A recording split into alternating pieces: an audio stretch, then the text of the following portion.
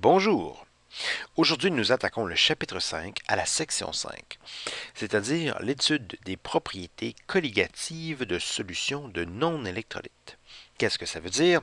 Eh bien, nous allons voir des propriétés de solutions qui dépendent de la quantité de solution.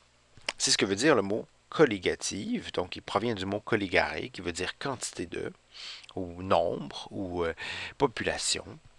Nous allons donc voir des propriétés qui vont dépendre de la quantité de soluté et non pas de sa nature. Nous allons d'abord étudier les solutés qui sont des non-électrolytes. Et malheureusement, nous n'aurons pas le temps d'étudier les électrolytes. Qu'est-ce qu'un soluté non-électrolyte? C'est un soluté qui, lorsque mis en solution,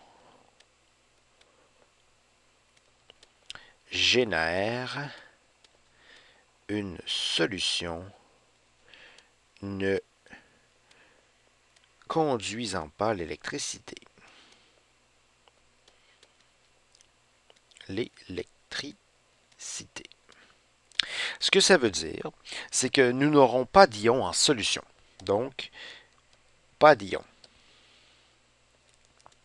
en solution. Donc, pas de sel, par exemple comme NaCl, pas d'acide, comme HCl, ou pas de base, comme NaOH. Donc, aucun composé ionique. Nous aurons seulement des composés moléculaires. Des exemples de non-électrolytes, eh bien, nous verrons le saccharose, le H vient ici, le saccharose,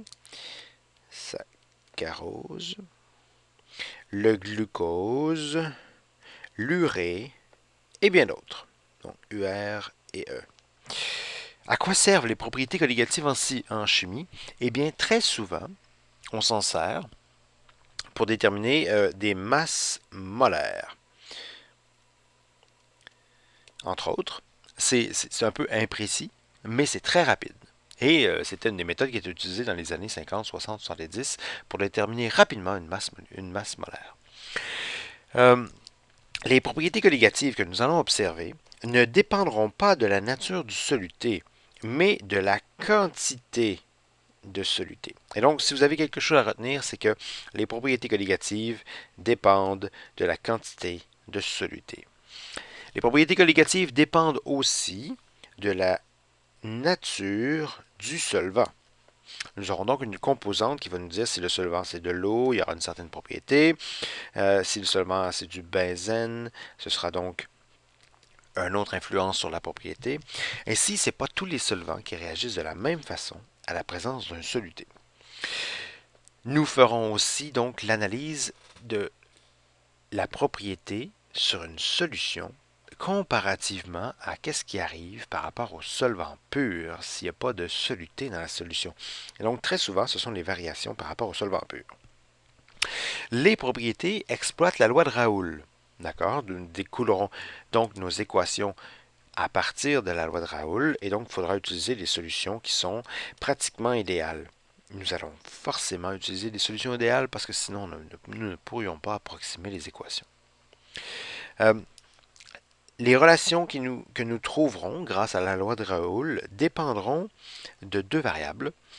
Nous aurons l'obligation d'utiliser des solutions très diluées, très peu de soluté à l'intérieur des solutions, et nous aurons besoin d'utiliser des solutés qui sont très peu volatiles, donc une très faible tension de vapeur, très peu tendance à s'évaporer, très typiquement des solides à la température de la pièce. Nous étudierons quatre propriétés colligatives: la variation de pression de vapeur au-dessus d'une solution, la variation de la température d'ébullition de la solution, la variation de la température de congélation. Ces trois variations-là, nous allons donc les comparer. Nous allons donc comparer une solution et le solvant pur en l'absence de soluté. La petite quatrième, qui est un peu indépendante des autres, c'est la pression osmotique générée par la présence d'un soluté en solution. Chacune des variations que nous avons dans les trois premières propriétés vont être définies pour être positives.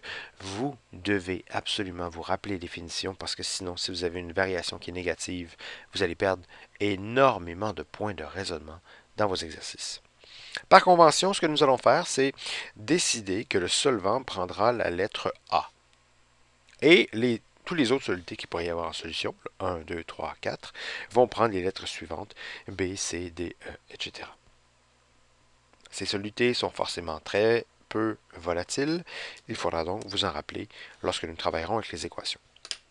Nous verrons donc l'abaissement de la pression de vapeur, l'augmentation de la température d'ébullition, l'abaissement de la température de congélation et la présence d'une pression osmotique. C'était tout pour l'introduction. Rendez-vous aux prochaines vidéos pour l'augmentation de la pression de vapeur, ou la diminution de la pression de vapeur. Pardon.